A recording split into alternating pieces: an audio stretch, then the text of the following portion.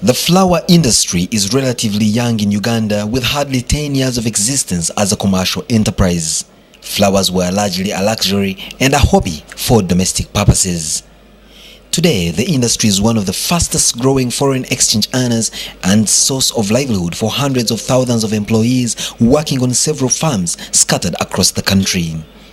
With hardly any government support, the industry has been established and sustained by the private sector, majority being foreign entrepreneurs that found Uganda's climatic conditions very favorable.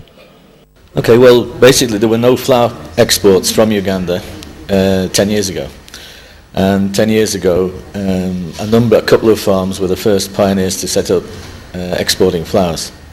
It became worthwhile. More growers came into it, and we ended up having 19 flower farms, which we have now. But the issues early on were that there was no supporting organisation.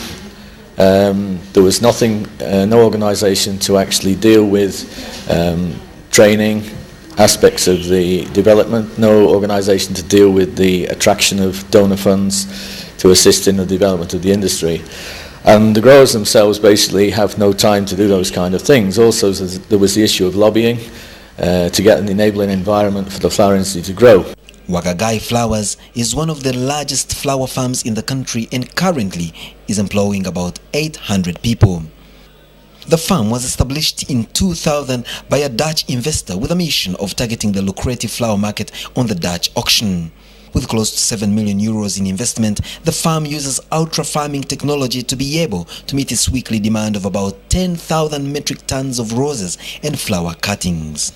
Just like many other flower farms, each has had to adopt its own farming technique to be able to realize maximum output and products that satisfy particular markets where they supply. Every farm has to, in Uganda, has to decide a strategy on how to go forward in the rose industry. And I think summarizing what we as a farm have decided is we are moving all our production in the soil, away from soil into the hydroponic system, which you can see. The hydroponic system itself means that the roses are not being grown in the soil anymore. They're soilless. They are grown in a hydroponic system, the substrate. And a few advantages. The main advantage is that the production of roses increases about 30% on the same area. So we're getting an increase in production of about 30%. And other important advantage is that the fertilizer usage goes down because we are reusing all the water. The water is collected in gutters, and the water collected is being recycled around the farm. That means any water and fertilizer which is coming off the system is reused again. But the going has not been all that smooth for the flower industry in Uganda. Within the region, there are other flower exporting countries with more years of experience and better fiscal instruments that combine to provide a higher competitive rate for Uganda's exporters.